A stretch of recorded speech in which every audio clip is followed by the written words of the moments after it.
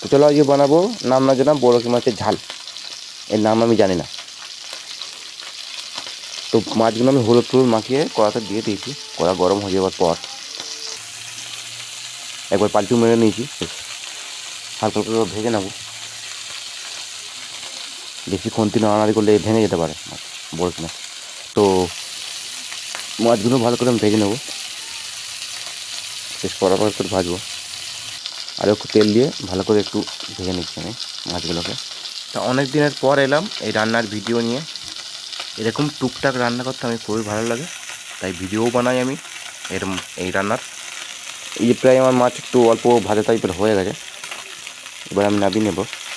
এই যেগুলো বানাবার জন্য মশলা: একটা গোটা পেঁয়াজ, দুটো কাঁচা লঙ্কা, একটুখানি মগজদানা, একটুখানি বাদাম বাটা, একটু আদা রসুন। তো এই কড়া গরম হবে যে লঙ্কাগুলো আমি দিয়ে দিলাম। দেওয়ার পর পেঁয়াজগুলো আমি এর মধ্যে দিয়ে দেবো। এই যে পেঁয়াজগুলো দিয়ে দিন, একটু ভালো করে ভেজে নেবো আমি। এরপর আমি এখানে রসুন ও বাদাম বাটা দুটোই দিয়ে দিয়েছি একসঙ্গে। মগজদানাটা একটু পরে দেবো, মগজদানাটা দিয়ে দিলাম।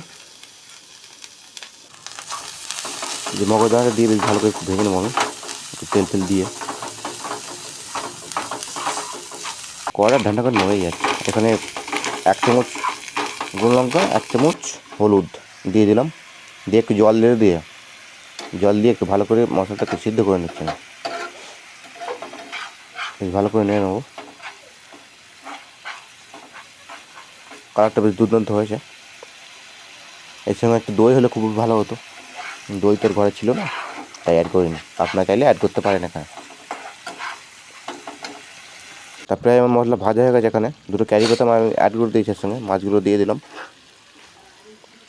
একটু নেড়ে এর সঙ্গে জলটা দিয়ে দেবো আমি। এই যে জলটা দিয়ে এবার ফোটাবার চেষ্টা করব। একটু জোর দিয়ে দিলাম গ্যাসটাকে,